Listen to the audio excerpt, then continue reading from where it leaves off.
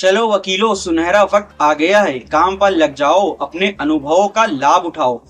Ganga expressway लगभग 36,500 करोड़ रुपए का प्रोजेक्ट था। इसमें लगभग 80% टेंडर मोदी जी के प्रिय मित्र गौतम अडानी की कंपनी को मिला और भविष्य में भी 80% एक्सप्रेसवे पर जो टोल टैक्स भी वसूला जाएगा वो भी गौतम अडानी की कंपनी ही वसूलेगी। सबसे बुरी बात यह है, जब नेशनल हाईवेज अथॉरिटी रूल्स बने थे पूर्व प्रधानमंत्री अटल बिहारी वाजपेयी के समय, तो टोल टैक्स अधिकतम निर्माण कार्य शुरू होने और हाईवे चालू होने के पश्चात 15 सालों तक ही वसूला जाता था वो पैसा। अब अनुमान लगाया गया था कि निर्णायकता कंपनी को इस अवधि में दोगुने से ज्यादा मुनाफा हो जाएगा। इसके पश्चात वह एनएच यानी national highway toll tax free हो जाएगा। लेकिन भारत सरकार ने चुपचाप उक्त रूल को यानी पिछले सभी नियम और कानून को बदल दिया है। अब टोल टैक्स की वसूली तब बंद होगी जब भारत सरकार, जी हाँ मोदी सरकार चाहेगी और इस संबंध में नोटिफिकेशन जारी करेगी।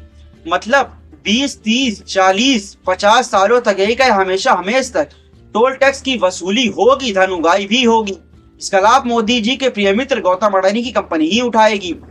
अभी के नियम के अनुसार भारत सरकार संबंधित राज्य सरकार से मिलकर मुफ्त जमीन देती है, टेंडर वाली कंपनी निर्माण कार्य पूरा करती है और toll tax national highway authority तय करती है और वसूले गए टोल टैक्स में 40% नेशनल हाईवे अथॉरिटी को और 60% संबंधित कंपनी को जाता है।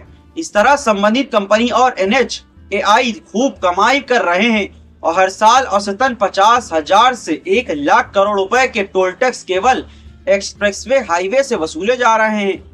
एक ही मोटर गाड़ी मालिक way one time registration tax देता है, लेकिन हर साल जीवन बीमा, तेल खरीदने पर 1 रुपए प्रति लीटर, रोड सेफ्टी टैक्स और दोस्तों 1.25 रुपए से लेकर 2.5 रुपए प्रति किलोमीटर तक और टोल टैक्स अलग से वसूले जा रहे हैं।